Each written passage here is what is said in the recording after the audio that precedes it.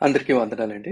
ఈ దినము మనము కీర్తన గ్రంథము 11వ అధ్యాయము మనం ధ్యానం చేసుకుందాం. ఈ వాక్యం ద్వారా మనము ఏమి తెలుసుకొనవచ్చు అంటే, మరి దావీదు తనను బాధించు వారి గురించి దేవునికి మొరపెడుతున్నాడు, లేకపోతే దేవుడిని ధ్యానం చేస్తున్నాడు. యెహోవా శరణిజొచ్చి ఉన్నాను, పక్షి వలె నీ కొండకు పారిపోము అని మీరు నాతో చెప్పుటయ్యేలా. అంటే ఎవరికో భయపడి దావీదు నేను ఎందుకు పారిపోవాలా? దుష్టులు ఉంటారు, బాధ పెడదామని చెప్పేసి అనుకుంటారు, శ్రమలు కలుగు చేద్దాం అనుకుంటారు, వ్యతిరేకమైన కార్యములు చేద్దామని చెప్పేసి అనుకుంటారు. కానీ నేను ఎందుకు పారిపోవాలా అని చెప్పేసి దావీదు అంటున్నాడు.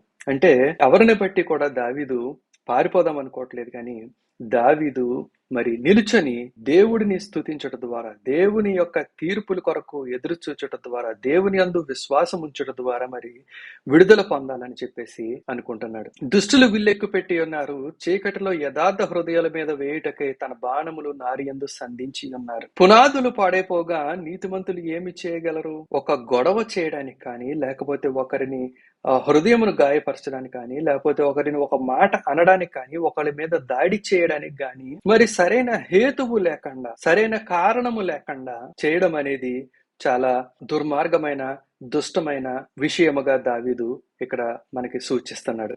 అయితే అలాగా నిర్హేతుకముగా చేసే వారిని గురించి ఏమని చెప్తున్నాడంటే, పునాదులు పాడైపోగా నీతిమంతులు ఏమి చేయగలరు అంటే, వారి ఆలోచన తీరు, వారి అర్థం చేసుకునే స్థితి, వారు ఎవరితో పోరాడుతున్నారు, లేకపోతే ఎవరికి వ్యతిరేకంగా ఉంటున్నారు అన్న విచక్షణ లేకుండా, దుష్టత్వమును బట్టి, వారి సొంత చెడుతనమును బట్టి వారి ఇష్టానుసారంగా దాడి చేస్తున్నారు. అలాంటి వారి గురించి ఏమని చెప్తున్నాడు? పునాదులు పాడైపోగా నీతిమంతులు ఏమి చేయగలరు అని చెప్పేసి అంటున్నాడు. అలాగే దేవుని గురించి ఏమని చెప్తున్నాడంటే, 4వ వచనం నుంచి చూసినట్లయితే, యెహోవా తన పరిశుద్ధాలయములో ఉన్నాడు, యెహోవా సింహాసనము ఆకాశమందున్నది, ఆయన నరులను కన్నులారా చూచుచున్నాడు, తన కను దృష్టి చేత ఆయన వారిని పరిశీలించుచున్నాడు.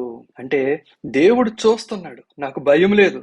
వారు ఎంత అన్యాయముగా నా మీదకి తిరుగుబాటు చేసినా, లేకపోతే ఎంత దుర్మార్గమైన ప్రయత్నం చేసినా, లేకపోతే ఏ హేతువు లేకుండా అన్యాయంగా నా మీద తిరుగుబాటు చేసినా సరే, నేను భయపడాల్సిన అవసరం లేదు.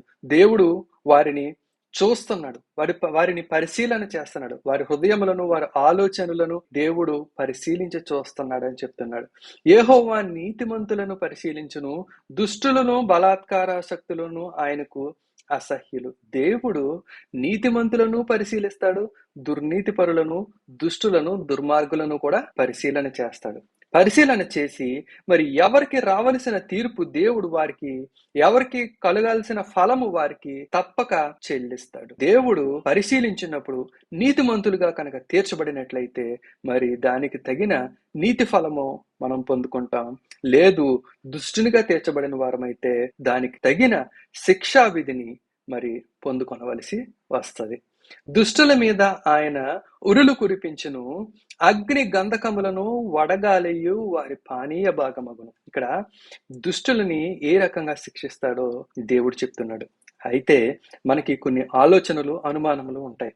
ఎట్లాగంటే దేవుడు దుష్టులను శిక్షిస్తే మన చుట్టుపక్కల ఉన్న దుర్మార్గులు, దుష్టులు, చెడ్డ కార్యములు చేసేవారు, వ్యర్థంగా గొడవలు పెట్టుకునేవారు, లేకపోతే లేనిపోని తగాదాలకు వచ్చేవారు ఇంత ప్రశాంతంగా ఎలా ఉన్నారు?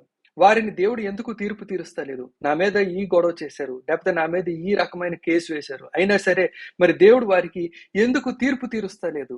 నేనే తీర్పు తీర్చబడుతున్నట్టుగా ఉంది, మంచిగా ఉన్నప్పటికీ నేనే శిక్షింపబడుతున్నట్టుగా కనబడుతుంది అని చెప్పి మనకి అనిపించటము సహజము. కానీ దేవుని శిక్షావిధిని గాని, దేవుని తీరును గాని మనము పరిశుద్ధ గ్రంథంలో చూసినట్లయితే, దేవుడు మొట్టమొదటిసారిగా ఆదాముకి, అవ్వకి తీర్పు తీర్చినప్పుడు, అంటే తినవద్దన్న పండును తింటే మీరు నిశ్చయముగా చచ్చెదరు అని చెప్పి దేవుడు ఒక శాసనమును స్థాపించినప్పటికీ వారు దానిని మీరి, దేవుని యొక్క కట్టడను మీరి, దేవుని యొక్క ఆజ్ఞను వారు మీరి ఆ పండు తిన్నప్పుడు దేవుడు వారికి చావుని సంభవించాలని చెప్పి చెప్తాడు.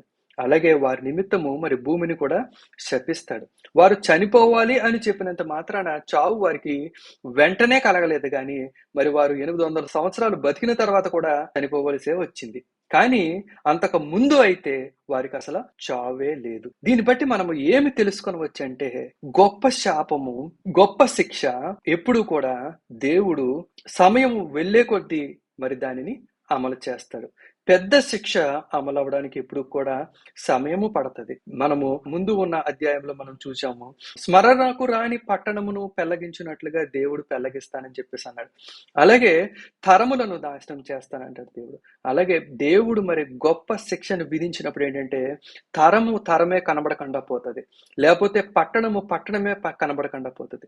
కానీ దేవుడు నీతిమంతులుగా ఉండి శ్రమలు పొందే వారికి పక్కి కలుగుతున్న దాన్ని మనం ఏ రకంగా అర్థం చేసుకొని వచ్చంటే, మరి వారికి కలిగే శిక్షలు ఏవైతే ఉంటాయో అది దేవుడు అనుదినము ఇచ్చేది.